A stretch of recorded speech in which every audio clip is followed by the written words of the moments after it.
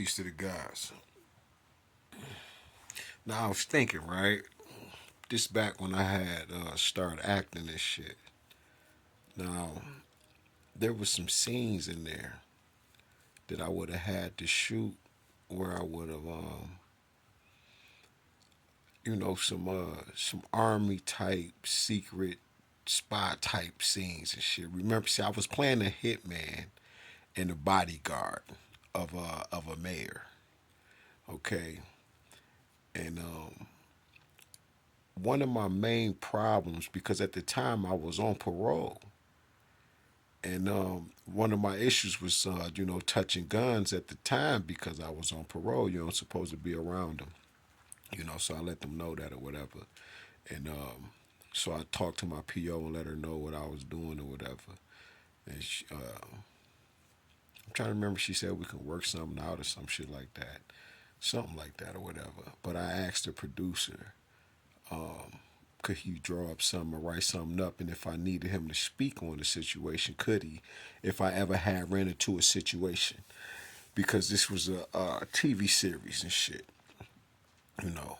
Um, but the problem with that was, the further we go into the acting, right? Like I said, I never got the script. I only got my parts and a few other people parts, right? And we'll read them out loud with each other, or you can do it yourself. But you know how this go.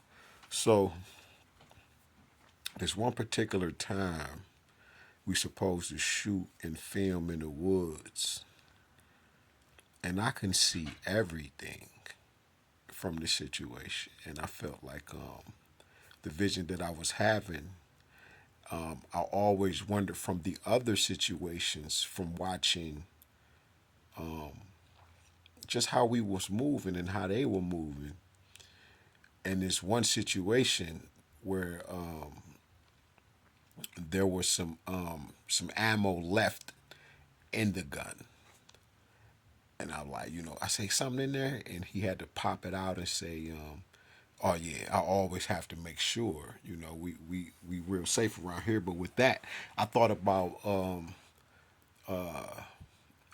I thought about Bruce Lee, his son. I thought about a couple actors that's been unalive, and the lie that they tell after they didn't unalive the actor through shooting a movie scene that involves firearms, and the real shell comes out, and the person actually loses their life.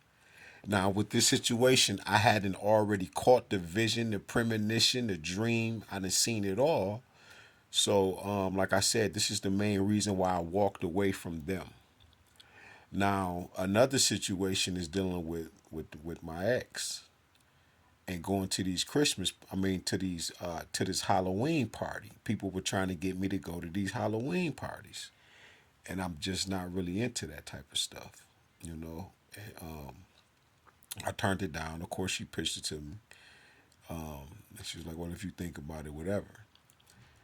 But I also had already had a dream that somebody was trying to kill me at the Halloween, in the woods some damn where, and try to make it look like, oh, I was tripping, I'm crazy, I was already mental, and all of this shit. And all of this shit plays out into what's been going on in my life lately. And this is one of those situations. And I'm just telling y'all why I stopped fucking with that camera and those people behind that damn camera, and anybody writing and casting spells, is because, like I said, I just don't trust. I just don't trust nobody in that area. Not for real, for real. It's because they all want to be seen on the damn camera and be known, and behind the scenes there's sacrifices on those cameras. And I feel like they was gonna make me a living fucking they was gonna shoot my shit up on camera. That's how I felt. You feel me? And I was gonna be a sacrifice, and I knew that shit. Fuck what I felt, I knew it.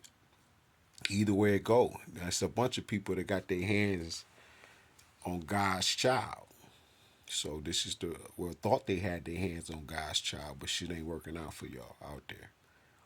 You know. And I thought I'd just share that. You feel me? Because confirmation is coming for you. I've already gotten it. I continuously get it. And remember, I was living it. Peace to the guys, God up and God rising.